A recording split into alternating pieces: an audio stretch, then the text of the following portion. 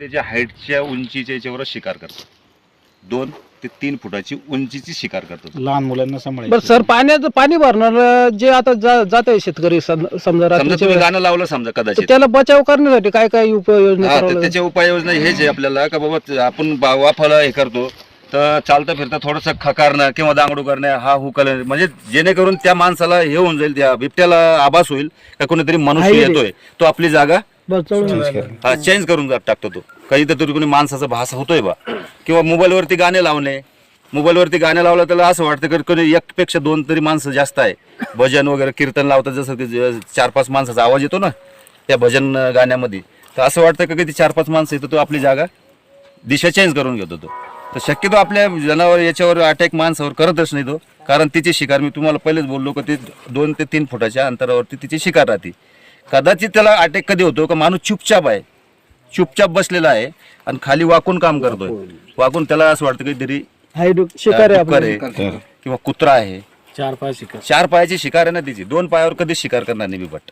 2 पायावर उंच जनावर असला कधीच नाही. एखादा बैलावर जनावर जेव्हा होतो ना अटॅक, तो बसलेला राहतो आणि झोपेल राहतो. त्यावेळेस तो पाठीमागून येऊन फटका मारतो, जसं वळला जनावर का तो नरडा धरतो, आणि तो नरडा धरल्यानंतर काय होतं का त्याला रक्तच निघतो. तर हे रुमाल जे उपरणं मी म्हणलं, जसं का रात्रीच्या वेळेस तुमचं उपरणं दे इकडं, तसं हा उपरणं आपण गळ्यात असं करून बांधतो, फक्त असं टाका तुम्ही.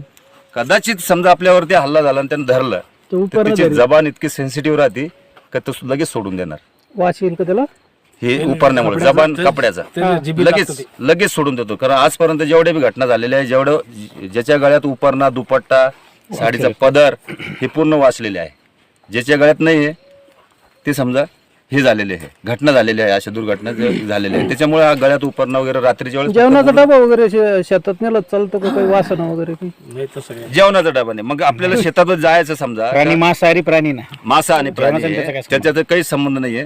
दुसरी गोष्ट का तुम्ही शेतात समजा आपल्याला इथं नेहमी यावं लागतं, तर आपला टायर घ्यायचा, वेस्टेड टायर जाळ करत मोटरसायकलचा, आणि त्या टायराला थोडं तोडून घ्यायचं असं 4 बोटाचा, आणि त्याच्यामध्ये जिवंत आपल्या मिरच्या ज्या वाळलेल्या मिरच्या राहतात, लाल मिरची, त्या बुकटीने करायची, अख्ख्या मिरच्या भरायच्या त्याच्यामध्ये, आणि एका साईडला लावून द्यायचं. म्हणजे ते कचवा अगरबत्ती सारखं जळत राहतो 1 ते 2 तास. त्याचा ठसका 1 ते 2 किलोमीटर मध्ये पसरतो, आणि त्या पसरल्यामुळे तुमचे रानडुक्कर, हरणी येणं बंद होतात. कारण रानडुक्कर 5 किलोमीटर पासून शोषण क्रिया राहते रानडुकराची.